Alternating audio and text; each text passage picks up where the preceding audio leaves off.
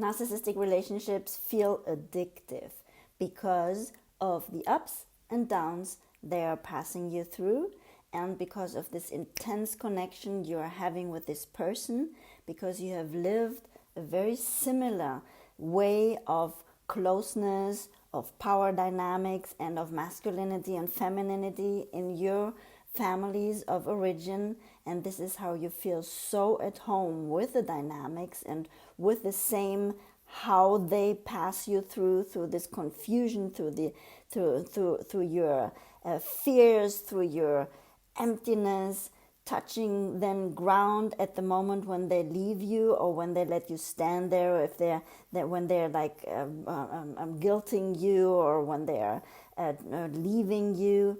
And at the next time, they're coming back with the same intensity and with this closeness and with this fire of love. You know so much because you are connected with each other on a level you really know, and which is really home for you both. And this is why you keep going back inside of these relationships, although you know, and because you're commending me in the comments that these relationships are not doing good to you. All right. My name is Christinajunge. I'm a love and leadership mentor. If you'd like to subscribe to my channel, I'm happy to have you. Give me your like and give me your comments to see what you think about this topic. Let's get into it. A narcissistic relationship with a partner is addictive, maybe, in some dynamics. And this is why. You have learned in your family of origin, possibly with a narcissistic person, at least one, for example, a narcissistic mother and a covert narcissistic father, or a complete victim or not present father. And you have learned how relating, how emotional ways of relating function in those relationships.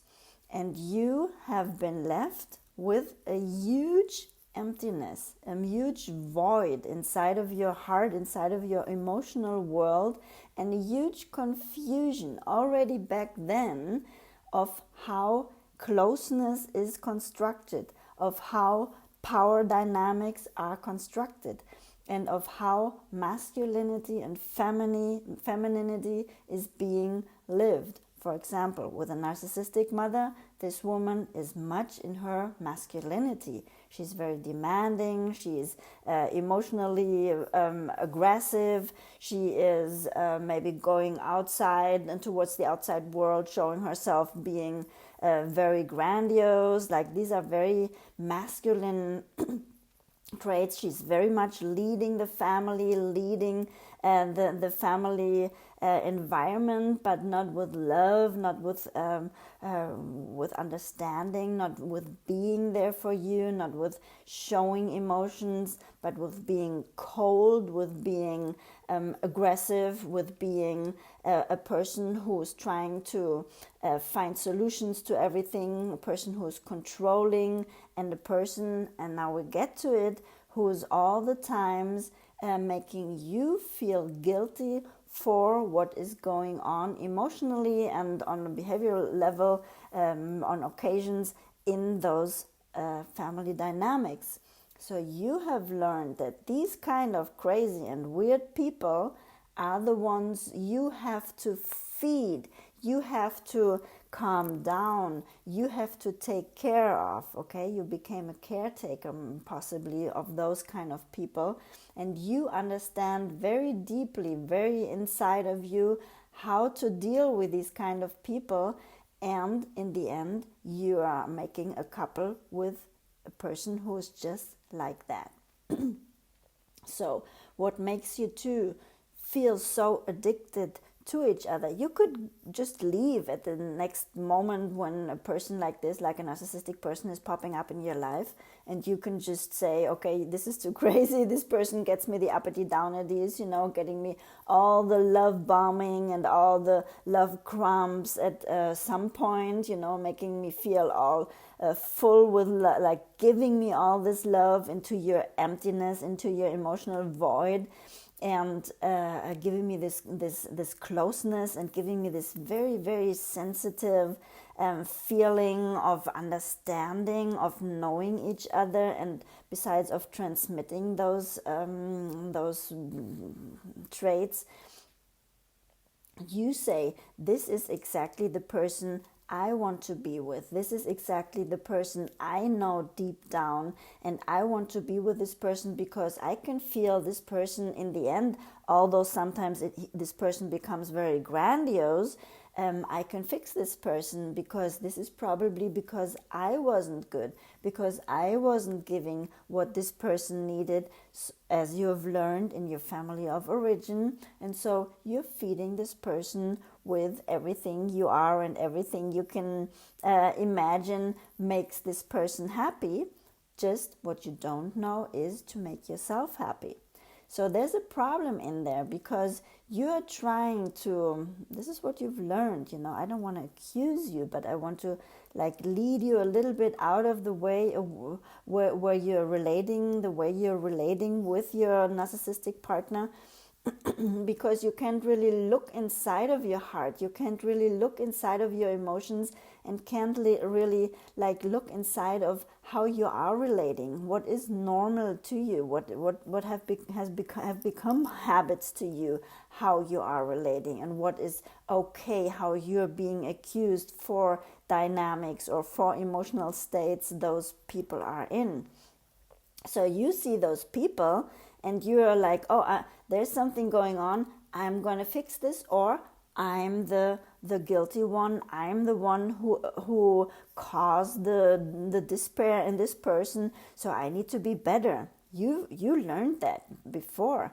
You learned that you were the one who was guilty of what was going on in the dynamics, and the same dynamics are popping up, just only in a partnership, and you know exactly what to do, and this person understands immediately that you know exactly what to do in a relationship like this, because this person was taking on the role of the dominator. This person was saying, I saw victims in my life, I don't want to be a victim, I'm going to be on the strong side, I'm going to be on the side where nobody's going to touch my emotions, nobody's going to let me feel again like I felt when I was younger. And so this person decided to be, let's say, an abuser or the aggressive person or the narcissistic person, okay? Be it a woman or a man, this is totally it doesn't matter. So these people live the same dynamics as you have lived. These people, your narcissistic partner, has the same void and emptiness inside their hearts, inside their emotional world, okay? They understand how closeness and boundaries or limits are being constructed in a relationship, the same way how they learned it in their narcissistic upbringing. They understand that they don't want to be down under on the victim side, although they feel like it, okay? And this is how you also feel, You both were being victimized, so you both were feeling in a way how you now connect. You know this field, you know this low plateau where you are emotionally, let's say, being, surviving, let's say. So you connected on that one. But where you didn't really connect, but yes connected, was on who's going to be the victim and who's going to be the perpetrator. Let's put it like this, because you haven't chosen a path of assertiveness, of being completely there first for yourselves and then giving something to the relationship and asking something from the relationship. You have understand that these kind of relationships, they can take away everything, which causes all this confusion and this emptiness and this fear inside of you, what you're so used to. And since you're so used to it, you're not saying this to yourself, but there's some dynamics inside of yourself where you're like, oh, I know this, I know how to deal with this, I'm just going to save this person now. If I'm just going to be good enough, what I wasn't able maybe in that relationship with my parents or with in my upbringing, I am just going to do now better. And I'm going to fix the entire thing which is still dwelling inside of me, which is still living inside of me, which is called your emotional void. So you yourself, and this is really important, define yourself by, let's say, how your emptiness has to be treated. It has to be treated by a person. You understand that there were people and they made you feel once good and once bad and never gave you in the end like this everything, which is probably some line in between those peaks, and you decided that you're going to do everything possible to make a person like this finally happy and to almost like gain their love, while you are expecting this person to give you the love, to fill you with this love you have never received, and which is basically your emptiness, which is your void, and which is what makes you connect with this person. Okay, so your task right now is to understand that you are constantly going back into a relationship. You're commenting me down there in the comments how these people treat you. I know how these people treat you, and you're going back into those dynamics while this is nothing, and you know this, which is treating you good. This is not a person who is really loving you. There's not a person which is consistent. This is not a person who's giving you love all the time, who's respecting you and who's loving you. And why is this normal for you? Why isn't this something like a red flag for you, that you're saying, oh my God, let's get out of this relationship. This person passes me uppity downity all the time, and I don't even know what to do. I'm getting so fearful and so confused inside of this relationship. So instead of leaving, instead of saying, don't come close anymore, you don't do good to me, you're like, I got that one, I know how to deal with this. So now I'm going to fix you, because this is what was asked from me when I was younger. And I'm going to like earn your love. I'm going to have your love by being this great person you're demanding of me to be, because this is the dynamics your narcissistic partner has learned. Okay, that this person does not assume responsibility for themselves, but will always ask you, in this case, to assume responsibility for their shortcomings, for their moods, for their emptiness, for what is not going right in their lives. And you're like kicking in, you're like, oh yeah, I'm gonna do this to finally find this love you have looked for so long. Excuse me, please. And you can find this love in this person, but you don't understand this, because there's still this emptiness which understands this, that only a person like back then can give you, can fill you. But you're an adult now. This works for little children. This works for infants, that they thrive on being loved, on being approved, on being hold dear, and all these things. This doesn't work anymore like this in adulthood. So you're in this kind of relationship, and you keep on asking a person who is mean to you, because you know the dynamics, to hopefully fill you with love. Because you don't know how to fill yourself with love, because nobody showed you how to fill yourself with love, right? So your task is now to, I'm getting back to the same all the time, right? To fill yourself with love, fill yourself with appreciation, fill yourself with self-worth, fill yourself with a good life, reconnect to your intuition, keep mean people out of your life while this feels empty, sad, with no identity, not knowing who you are, because you all the times try to be like someone, for someone, something you weren't. All the demands, all the guilt trip these people in your upbringing were putting on you, you internalize this as what is required of you to be a good person. So you could never connect to your real emotions, to your real intuition, to your real calling, to your identity, I call this. And this is what is missing. So you keep on perpetrating this, and inside of the relationship with the narcissistic person, this person notices this. This person is like, oh my God, this person, like you as a victim, female or male, wants to be filled with my love. There's a big old neediness in this, which this person feels, and this person just runs off, and says, I don't have nothing to give. Nobody gave this to me. And instead of this person tries to dominate you, because this person feels that you are coming too close, that you are being too demanding in your requirements of being loved. Can you understand the dynamics?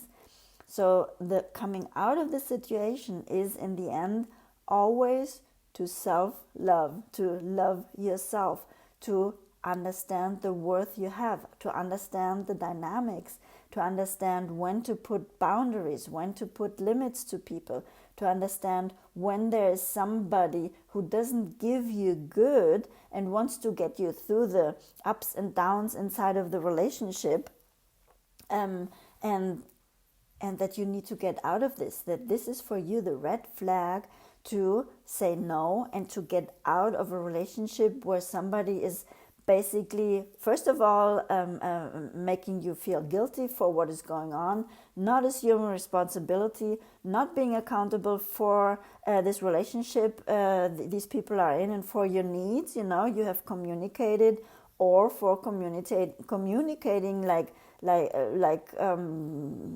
clean boundaries to you once you are getting too emotional and too needy inside of the relationship, because this is difficult for them too, okay?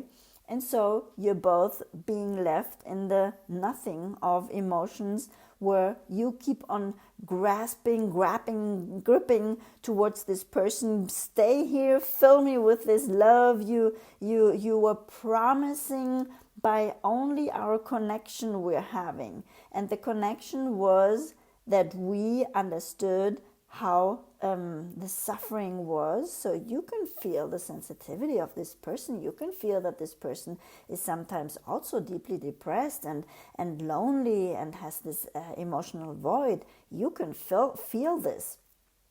But what you can't feel is that you have it too, and that you are attracting these people into your life. And these people don't want to fill your void. These people don't want to be there for you. These people need you. And this is almost like, I don't want to justify their aggression, please don't get me wrong, but this is almost why they push you away all the time. They get out of the relationship and kind of disappear and leave you confused and leave you full of fear, full of not understanding what is going on, looking even more for the connection, pulling them even more in, instead of saying, oh, okay, you're getting out of the relationship, I'll take care of myself right now, and I go and have a good life, in a sense of exploring myself and looking for my creativity, being there for myself, understanding that I can choose a circle of friends who are okay for me or with me, and if people are not okay for me or with me, I can leave them out, and I can keep on developing myself and keep on being in this, let's say, in this cycle of knowing, understanding myself, of personal development. And this would be the moment for you, to do this. But instead of this, because of being so addicted to the dynamics and having understood that those are the dynamics and that you are always the guilty one in the game, that you have to save the people because you had to take care of your parents, for example, you want to fix this person. So you run after this person. You're like, stay here. I'm going to make things right for you. Okay? But you need to make things right for yourself. to be an acceptable partner for a person who's maybe then not that attractive anymore if this person doesn't work on their emotional void any longer, you know. So this is the work necessary for you to get out of this addictive narcissistic partnership, okay, and to get in contact with yourself, to be there for yourself, and to understand that you are the only happy maker for yourself. Nobody can do this for you, although you can't understand it. This is going to be the way, okay? And yeah, to take really care of yourself, to be really there for yourself, to say stop to a narcissistic partner, and to no longer try to fill your own emotional void with their making you feel fearful and making you feel empty and confused once they drop you, okay? And for you to then jump on this, oh, I'm going to wait until this person gives me this intensity of love again, but to rather in this moment when you are down, to say, oh, I need to take care of myself. I think I don't get what I want from this person, okay? But instead you're going back and you're begging for love, and you're understanding, you're trying to save this person, and you're trying to, become a people pleaser, to always think when anything goes wrong in the dynamics or in relationships, you have to, fill the gap. You have to fill the void of emotional emptiness, of craziness, of confusion, of whatever is going on in there. I hope the dynamics are a little bit helpful for you. I hope I explained it more or less. If you like to comment down there what came out of you for this, if this was understandable, I would appreciate it. If you like to subscribe to my channel, and there's coming up another video about narcissistic dynamics, of how to get out of it and which is your role in those dynamics. Bye.